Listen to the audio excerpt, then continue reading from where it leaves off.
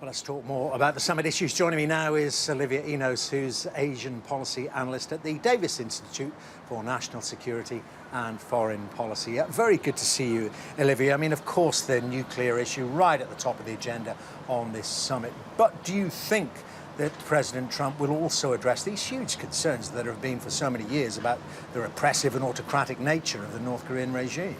Well, I think we heard from President Trump for the first time that he might actually raise the human rights issues, and he may even go so far as to talk about prison camps and ask North Korea to close those prison camps.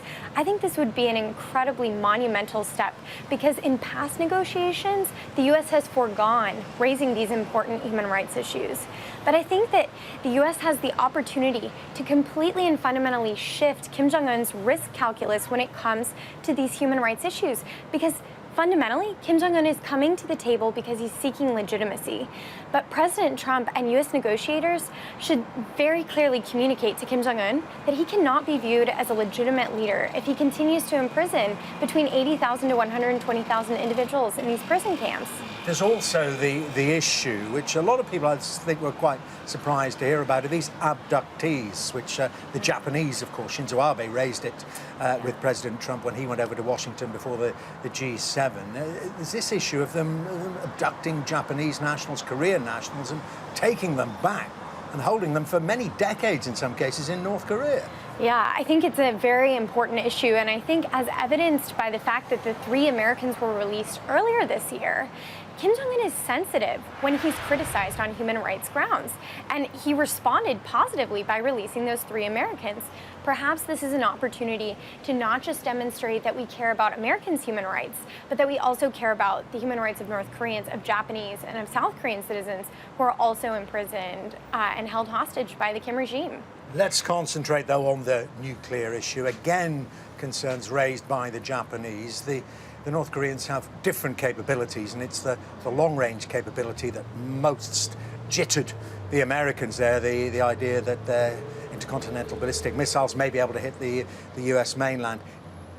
Is that the main issue that you think Donald Trump wants to address? That's definitely the top priority issue for the U.S. And I think the big takeaway from this summit will be whether or not North Korea is willing to not only agree to the U.S. definition of denuclearization, not only demonstrate that it understands that it's a fundamentally different definition, but that it lays out practical next steps that it can take toward denuclearization in an effort to demonstrate that they're being a good faith negotiator and not just coming to the table for the notoriety and the publicity that comes from the photo ops that we're going to see over the next day or so. So do you think President Trump was talked down from his initial optimism when he more or less made out that it could be done at one summit? He has been talking about subsequent meetings, 2, 3, even more. This is the start, the building up of a relationship. Well, I think that this summit needs to be viewed as a first step, and I think that President Trump was right to say that this is only a first step. But there's a chance that these negotiations could go south. And if they do go south, I think that President Trump has made it clear that we know what we want. We want CVID. We want denuclearization from North Korea. And if negotiations go south, that's going to be exclusively on Kim Jong-un. But do you think the reason why the North Koreans are staying wedded to this process, even when we had that breakdown when President Trump called it all off, it seemed to be the North Koreans who offered the olive branch, who pulled it back together again, sending that top official out to Washington with the letter. Do you think they have actually been spooked by the threat behind the kind words at the moment, which is fire and fury?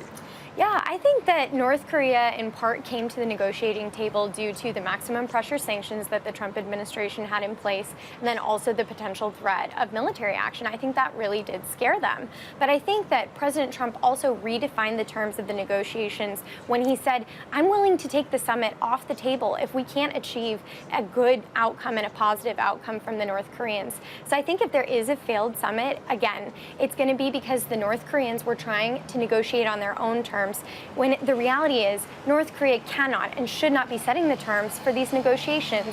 The U.S. has got to lead. Fascinating. Olivia Enos, thank you very much indeed for your insight. Very much appreciated. Well, a short break now.